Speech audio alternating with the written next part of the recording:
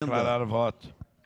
Emenda aditiva 1/2022 para declarar voto Velocino ex. Senhor presidente, eu falei há poucos dias atrás, colegas, a importância dos conselhos.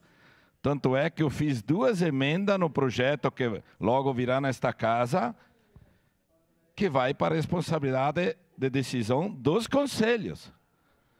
O que me surpreende, gente, eu sou a favor sempre, o conselho tem que ser decisivo. Há poucos dias atrás, colegas, uma deliberação do conselho não prevalecia. É isso que me surpreende. E estamos sofrendo desgaste até hoje. Todos os dias estamos ouvindo na rua como é que vocês autorizaram uma decisão daquelas. Conselho deliberativo. O que me surpreende, colegas, é só isso.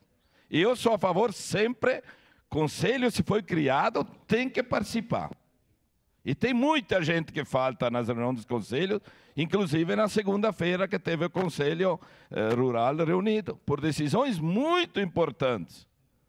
Então tem que mostrar ali, bom, participou, recebeu o diploma, tem que participar das decisões, senão de pouco adianta. Eu fiz as emendas para garantir os direitos dos agricultores, o conselho que está ali, Lucas, nos representa, eu acompanhei ali na posse, para tomar essas decisões mais assertivas de direitos dos agricultores.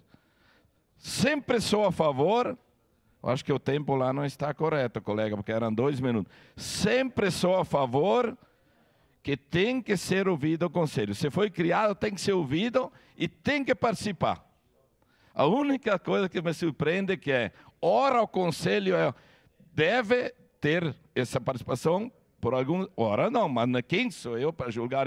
Eu sou a favor sempre, conselho se foi criado, está ali representado, tem que ter participação nas decisões, e, acima de tudo, tem que se fazer presente, nem que é para votar um não naquela determinada decisão. Então, sempre sou a favor, tanto é que fiz emendas que aportará logo no projeto de auxílio de máquinas pesadas, para que o conselho faça as decisões assertivas em cima dos atendimentos dos nossos agricultores, entre outros conselhos que foram criados. Inclusive, Lucas, quando interditado a Linda Manfo, foi muito importante a participação do conselho, que a Gláucia, enfim, o conselho foi a favor, mas parecia um trator, passou por cima de decisões. Naquela época, tudo era possível, mas o conselho estava ali do lado da população, dos estudantes. Então, a importância do conselho.